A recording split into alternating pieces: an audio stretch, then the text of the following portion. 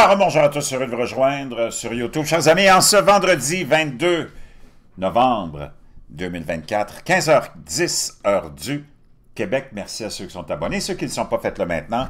Merci à ceux qui m'envoient des liens, des messages. Coucou, toujours pertinent, intelligent et très apprécié. Merci à ceux qui vont partager la vidéo, la commenter et écraser le petit pouce en l'air. On le voit, il y a beaucoup d'anxiété dans ce qui se passe en ce moment à plusieurs niveaux. Hein, parce que Joe Biden et son administration, mais plutôt le complexe militaro-industriel américain a autorisé l'Ukraine à utiliser des missiles de longue portée américains contre des cibles russes. Et c'est ce qu'on a fait immédiatement après l'autorisation. On n'a pas perdu de temps.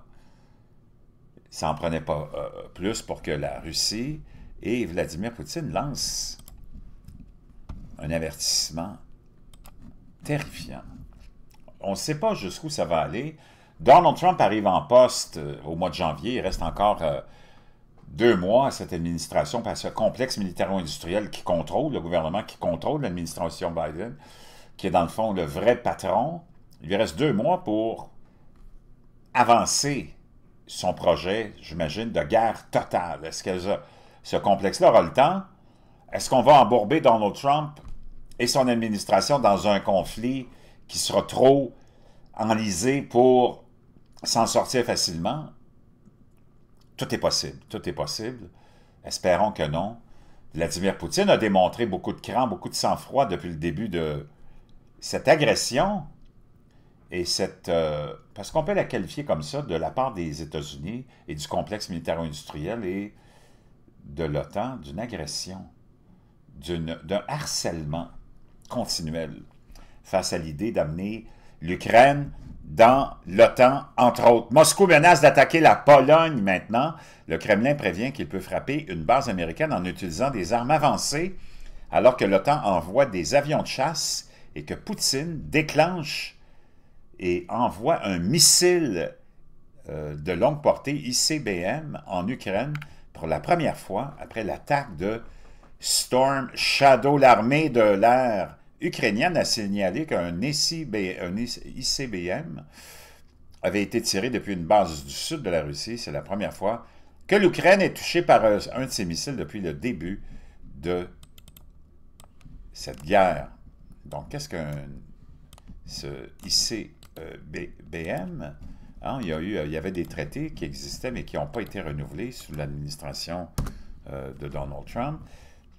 C'est missile balistique intercontinental, qui est un missile balistique d'une portée supérieure à 5500 km. Que savons-nous des missiles balistiques expérimentaux russes? La Russie lance un nouveau missile balistique intercontinental. The Guardian se demande qu'est-ce qu'on sait de ces missiles-là. La conception d'un missile tiré sur l'Ukraine est basée sur un missile balistique intercontinental russe à plus longue portée, ou ICBM, selon l'armée américaine, et peut transporter des ogives nucléaires. Poutine affirme que la Russie a tiré un missile balistique expérimental sur l'Ukraine. On peut voir ici le fameux missile en question qui a été lancé.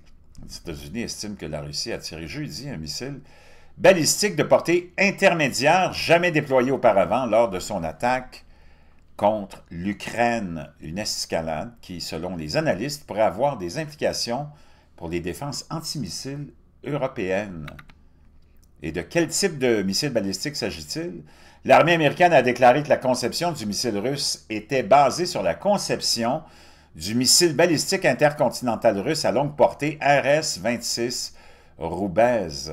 Le nouveau missile était expérimental et la Russie n'en possédait probablement qu'une poignée, ont déclaré des responsables. Le Pentagone a déclaré que le missile avait été tiré avec une ogive conventionnelle, mais que Moscou pouvait la modifier en ogive nucléaire s'il le souhaitait.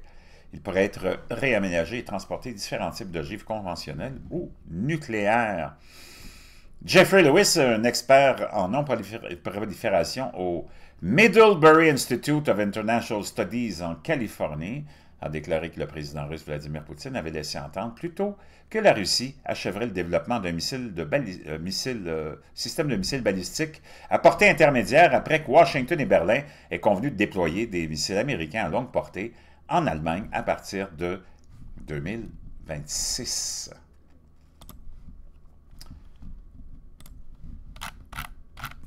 Donc, ça va quand même assez mal. La Russie estime que la frappe de missiles hypersoniques contre l'Ukraine est un avertissement adressé à l'Occident imprudent. On peut voir ici des habitants qui marchent sur le site d'une frappe de missiles russes dans le cadre de l'attaque de la Russie contre l'Ukraine, le 21 novembre 2024, donc hier, ce fameux missile-là.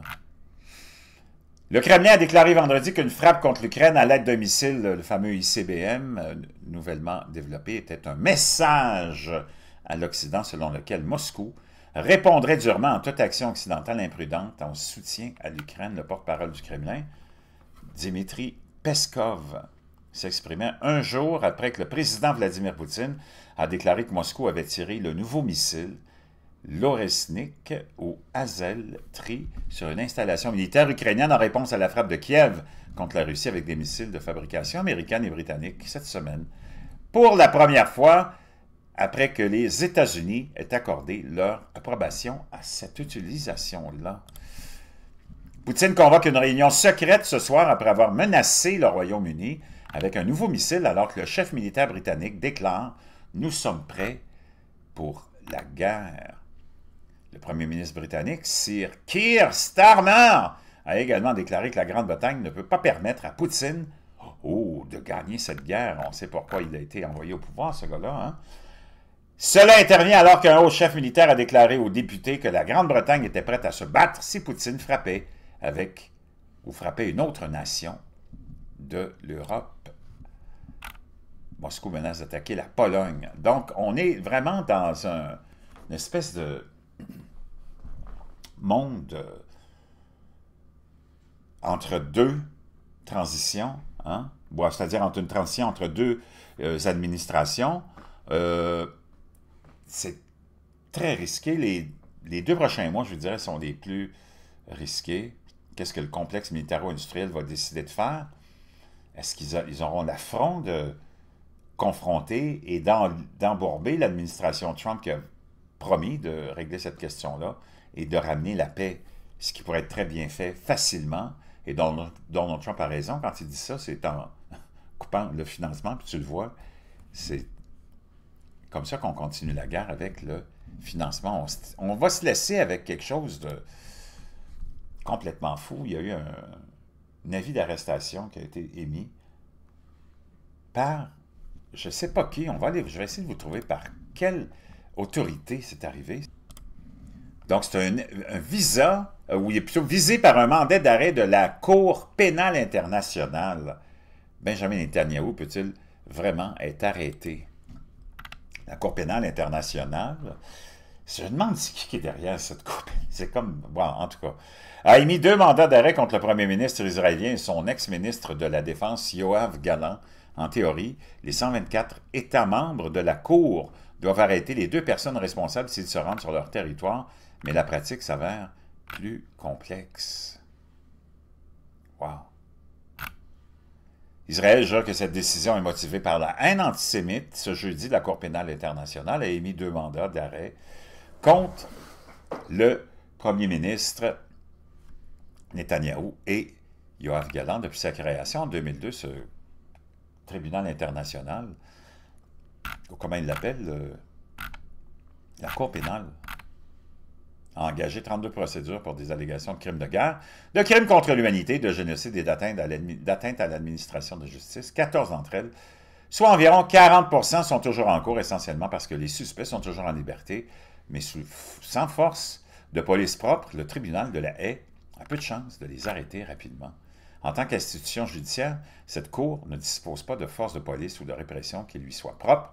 Par conséquent, elle compte sur la coopération avec les pays du monde pour appuyer son travail. Pendant ce temps-là, on nous dit que l'Allemagne, n'arrêtera pas Netanyahou à cause de son histoire nazie. Les nations européennes divisées après que le premier ministre israélien a fait l'objet d'un mandat d'arrêt de la Cour pénale internationale pour crimes de guerre présumés.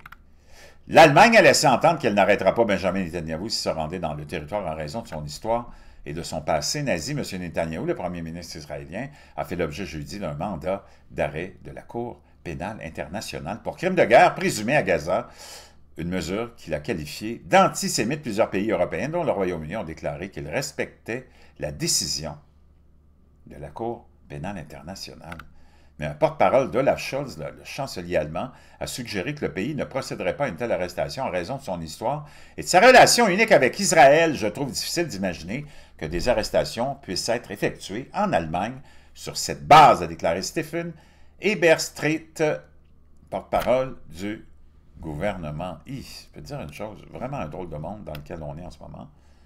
2 mois difficiles à passer en attendant l'assermentation et l'arrivée de notre ami Donald à la Maison-Blanche.